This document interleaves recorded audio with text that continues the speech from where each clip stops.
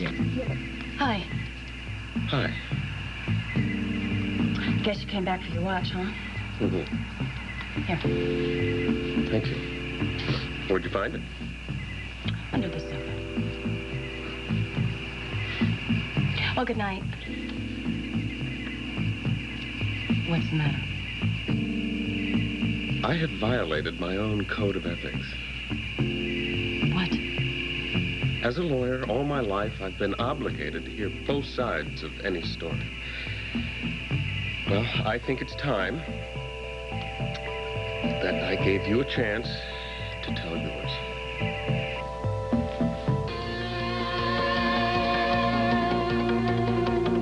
Oh, I'm glad you came back, Ross. This is good. This is, okay. This is good. So, what do you want to know? Blake, what I need to understand, and believe me, I have gone round and round on this, just trying to make sense of it, but, Blake, what I have to know is... Yes? Are you still in love with Ellen Michael? No. Trust me, no. It had nothing to do with love. I mean, being in love with him. Okay, passion. Passion was not the motive. How about revenge? Were you trying to get back at me? No. Trying to teach me a lesson? Punish me by sleeping with another man? Ross, if I were trying to punish you, I would have told you about it, wouldn't I have? Well, then, did I fail to satisfy you sexually? Oh, Ross, I can't even believe you asked me that. That's never been a problem for us. Well, then, were you bored? Was what we had simply not enough? Oh, please. Well, then I don't get it, Blake. Okay, I'm an idiot. Talk to me like an idiot, but I can't for the life of me understand why you would throw away everything that we had for this cheap, cheesy, chintzy one-night stand. Okay, Marler, you want to dredge? We'll dredge. But you better be prepared to ask yourself a few tough questions. Such as? Such as who threw away who?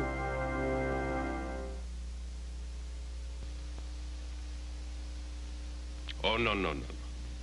No, you are not going to shift the blame for this contemptible episode onto me. Now, may I pose the question, who is the wronged party here? Me. I am the wrong party because you went off and slept with your ex-husband while I was being totally faithful to you. There, I think the facts speak for themselves. Ross, I'm not trying to wiggle off the hook here, okay? I'm not saying it was okay for me to sleep with Alan Michael. It was contemptible and duplicitous. Oh, if you're gonna beat me up with these big fancy adjectives, don't. I already did it. I beat you to it. And if you have nothing better in mind than to get in a few more licks, then you might as well just go home. Well, now that I have my watch, that's not half a bad idea. But if you want to understand, Ross, if you believe that there's something more at stake here than who's right and who's wrong, you have to stop badgering me. This is not a courtroom.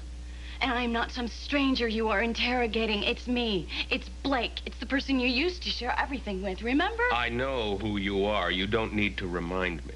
Well, sometimes I think I do, because if you know who I am, why do you keep expecting somebody else? Hey, I would love to be put together better, more secure and not drive you crazy. But I wake up in the morning and I look in the mirror, and guess what? It hasn't happened. And guess what else, Ross? It hasn't happened to you either.